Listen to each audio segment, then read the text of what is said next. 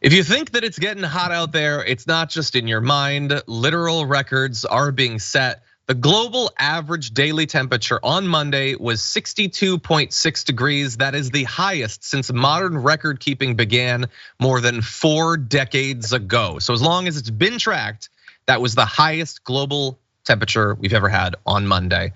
It's a new record. It is a stark reminder of how much climate change has already developed, how far into this process we are. And I just hope that people hear about this record on Monday. And as long as the record holds, they think about that, whether it's months, whether it's years, a decade, I don't know. Oh wait, there's a development. On Tuesday, the record was broken yet again to 62.9 degrees. The previous one had been years before, so it's not like we expect that the global average temperature would be going up, breaking records day after day. And the scientists reporting this, by the way, say they expect that the record will be broken again in the next 6 weeks. It is a combination of global warming, obviously, but also some weather effects like El Nino, which is not disconnected from climate change, by the way. And if you hear 62.9 and think, well, that doesn't seem so crazy, I want you to really focus on the word average. It is a global average, like across the entire surface of the world. Not all of it is intended to be so hot. Some parts of the globe are in the middle of winter, obviously.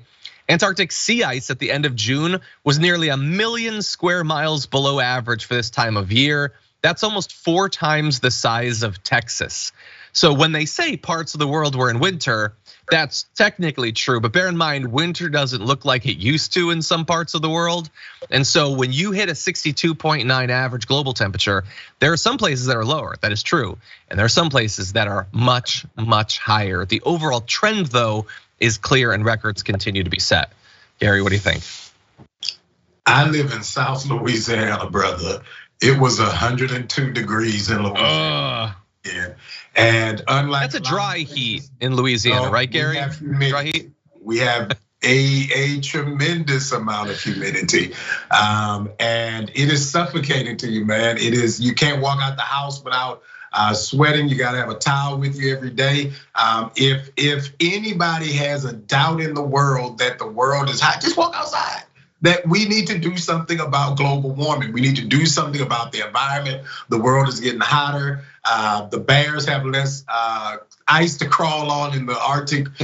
We should care about this stuff because a lot of the things that we take for granted are just gonna go away. And we won't have a society for our kids to live in. And that is what I think bothers me a lot of times with people who are just so dismissive about the subject of global warming. It's like, do you care that your kids are gonna have a future? It was not this hot when I was a kid, okay? The dogs are in misery right now. A dog can just sit there and pan its life away. It's so hot right now. And a lot of people, maybe we should talk about their pets because some people care more about their dogs than they do about other humans. That is true. I feel targeted by that statement. But I do feel empathy for dogs and they do definitely suffer in the heat. You're definitely not wrong there. Reminder that wide areas of the United States have been in absolute heat waves. Let's call it what it is, deadly heat waves. People have literally died because of how hot it is across a significant portion of the United States. That's not the only place suffering, obviously. Large swaths of China and other Asian Pacific countries are being smothered under oppressive heat wave for more than a week. Eastern Canada is in the grips of a heat wave. Wildfires have burned more than 20 million acres and blanketed parts of the Midwest and East Coast in smoke. There has been massive heat waves and droughts in part of Africa that are leading to absolutely insane, deadly famines. Like, this is a global problem. One would think, one would hope that it would receive global attention and global solutions. And fingers are really crossed because this is not just a thing of heat. That would be bad enough. People literally die from these heat waves, as well as more intense winters. But also there are concerns in other areas too.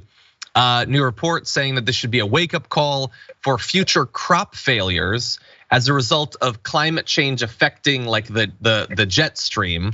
So there's a report in Nature Communications that says that in the US and Germany, and other food producing regions of the world, we could see a significantly lower crop yield in the future. They talk about how the jet stream can be basically they use the word meandering. Effectively, it becomes less of a constant in the way that it has been in past decades.